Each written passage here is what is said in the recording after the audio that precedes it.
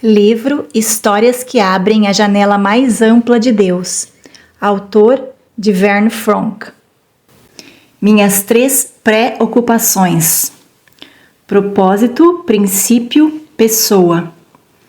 Há muitos anos fui convidado por uma igreja em Albuquerque. Ficou logo evidente que a liderança estava polarizada e vivenciando um impasse. Deus havia abençoado esse grupo de irmãos com um templo recém-construído.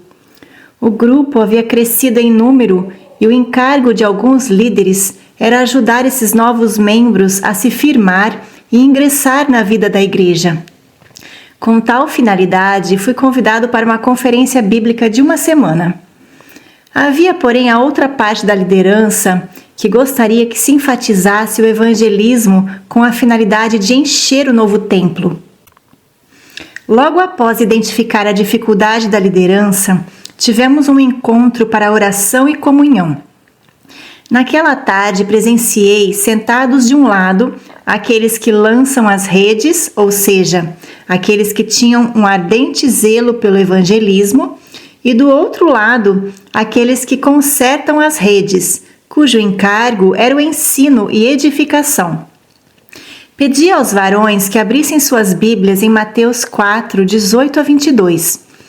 Expliquei-lhes que quando Jesus chamou Pedro e André, eles estavam lançando suas redes. Quando ele chamou Tiago e João, eles estavam consertando suas redes.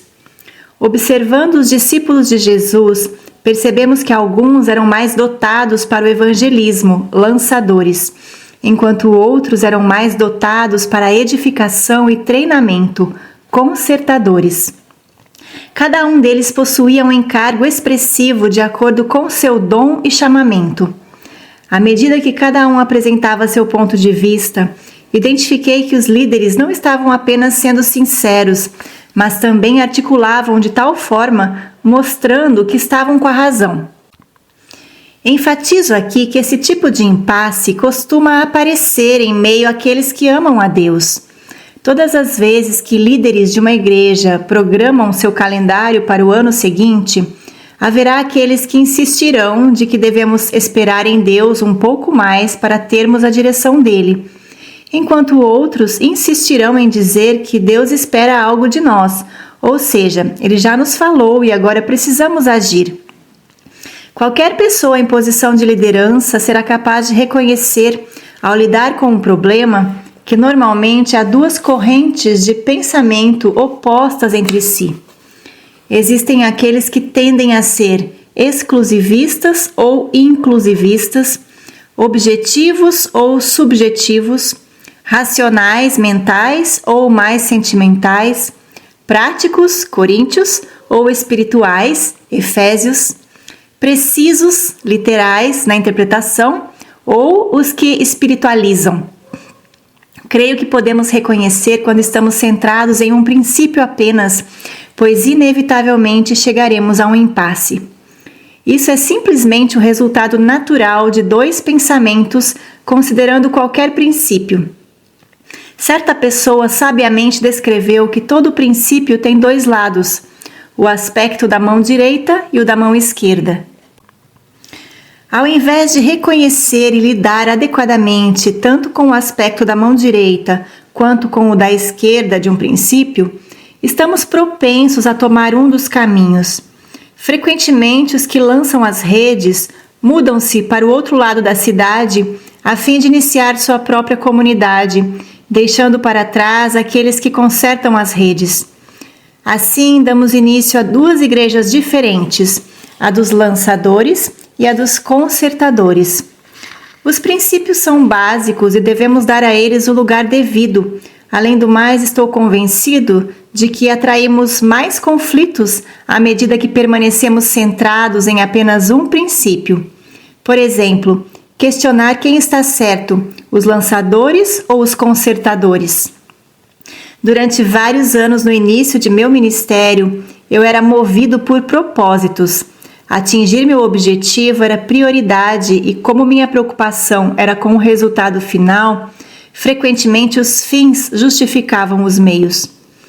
Com o tempo, vi minha tolice e comecei a preocupar-me em compreender os caminhos de Deus, os meios pelos quais Ele cumprirá o seu propósito. Quão magnífico é valorizar os caminhos de Deus, os princípios. Enquanto não tive consciência disso, permaneci uma pessoa centrada em princípios. Minha preocupação era com os princípios. Era fascinante descobrir princípios bíblicos. Entretanto, estava fadado a constantes frustrações devido ao fato que todo princípio possui dois aspectos, o da mão direita e o da esquerda. Sendo ambos corretos, precisei de discernimento de Deus para compreender qual vinha primeiro. Acolhi então uma terceira preocupação que significou sair dos propósitos e princípios para a centralidade de confiar na pessoa que planejou todos os princípios. Essa nova preocupação tem me conduzido a uma nova comunhão e intimidade com uma pessoa, o nosso próprio Senhor. Nas histórias a seguir, procuramos demonstrar como Deus tem, acima de tudo, nos chamado a estarmos centrados na sua pessoa e não em princípios. Ficará evidente a cada leitor que Deus deliberadamente criou esse universo para estar centrado em sua pessoa, ser governado por seus princípios, ter o seu propósito cumprido. Essa foi a maneira encontrada para reconciliar duas questões aparentemente conflitantes. Temos a impressão que Deus sempre nos honra com a sua resposta quando nos humilhamos perante Ele, reconhecendo o conflito e buscando assim nos tornar neutros de forma santa, colocando de lado nosso ponto de vista. Levou algum tempo para que a mencionada liderança sondasse seus próprios corações com honestidade, e de fato isso aconteceu. Quando esses homens se dispuseram a renunciar suas próprias preferências, suas posições e com corações sinceros buscaram saber qual a vontade de Deus, tornaram-se aí totalmente neutros. À medida que se ocupavam com ele e perguntavam-lhe: Senhor, qual é a sua vontade? Os consertadores e os lançadores logo reconheceram que ambos estavam certos e precisavam, assim, honrar o dom e o encargo um do outro. Concordaram que tanto lançadores como consertadores deveriam prosseguir e também haver uma ênfase a cada um deles em determinado tempo. A grande questão era a disposição daqueles homens em serem quebrados, permitindo que a cruz trabalhasse ali. Aqueles que são diligentes quanto ao estudo acerca de princípios reconhecem que todo princípio possui sua contraparte, o que poderíamos definir como o aspecto da mão direita e o da esquerda daquele princípio. Existe um tempo apropriado. Salomão, o sábio, expôs sobre isso no livro da Sabedoria. Há tempo para todo propósito debaixo do céu. Há tempo de nascer e tempo de morrer, tempo de plantar e tempo de arrancar o que se plantou, tempo de matar e tempo de curar, tempo de derribar e tempo de edificar, tempo de chorar e tempo de rir, tempo de abraçar e tempo de afastar-se de abraçar, tempo de estar calado e tempo de falar. Somente o Criador dos princípios conhece o tempo certo, e Ele revelará aquele tempo a nós quando nos ocuparmos dele. Pai, ajuda-nos a ver que somente Tu podes nos manter centrados em Tua pessoa. E mediante essa dependência e intimidade, Tu nos mostrarás quais princípios governam e quando eles cumprirão o seu propósito. Ajuda-nos a reconhecer que estas 3 palavras são de suma importância, mas que cada uma delas possui uma sequência divina. Uma flui da outra. À medida que consideramos as histórias a seguir, estabeleça uma coisa nos nossos corações, que cada dia nossa prioridade seja ouvir a Tua voz e obedecer. Então, confiar que Tu ages a Teu próprio modo.